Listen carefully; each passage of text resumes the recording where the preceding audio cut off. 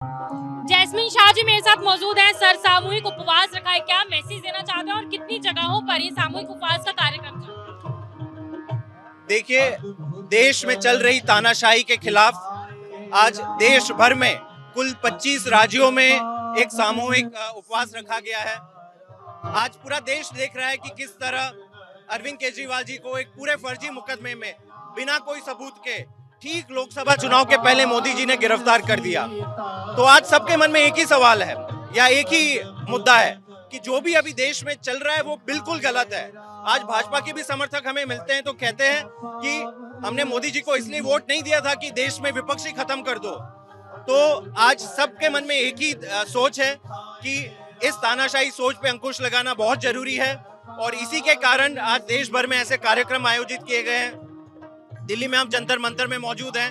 25 राज्यों के शहरों में आज ये ऐसे कार्यक्रम रखे गए हैं। इतना ही नहीं, दुनिया भर में कुल 7 देशों में 13 शहर हैं जहां पे भारतीय नागरिक इकट्ठा हुए हैं और सामूहिक उपवास कर रहे हैं और एक ही संदेश दे रहे हैं कि इस तानाशाही के खिलाफ लड़ाई में सारे देश की जनता, भारतीय नागरिक तमाम जहां जहां दुनिया भर में है, वो अरविंद केजरीवाल जी के साथ खड़े हैं, उनको आशीर्वाद देते हैं और उन तक अपनी प्रार्थना पहुंचाना चाहते हैं।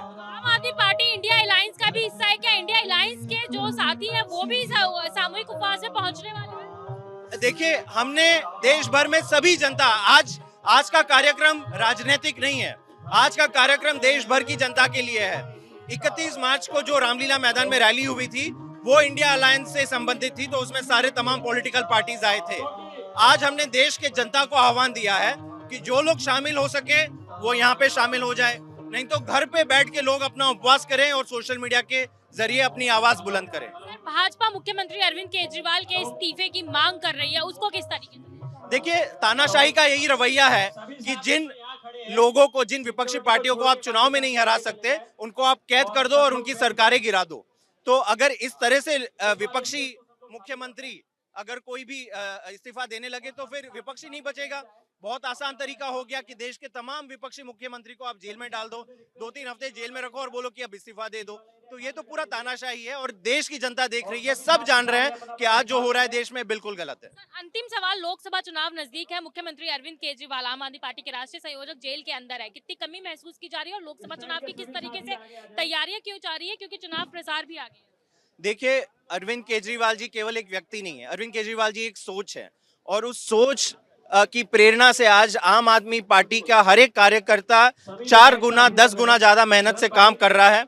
और हमें जो लग रहा है कि ये वाला चुनाव 2024 का लोकसभा चुनाव कोई पार्टी नहीं लड़ेगी, ये चुनाव देश की जनता लड़ेगी भाजपा की तानाशाही के खिलाफ। और जब देश की जनता खड़ी हो जाती है किसी भी लोकतंत्र में तो फिर कोई बड़े दिग्गज भी नहीं बचते। हमसे बात करने के लिए थे जैस्मिन शाह जी, जिनका साफ तौर पे कहना है कि ये चुनाव पार्टी नहीं लड़ेगी, ये चुनाव देश की जनता लड़ेगी और भाजपा को करारी हार का सामना करना पड़ेगा। वीडियो जर्नलिस्ट भूषण के साथ भावना, न्यूज़ इंडिया, दिल्ली।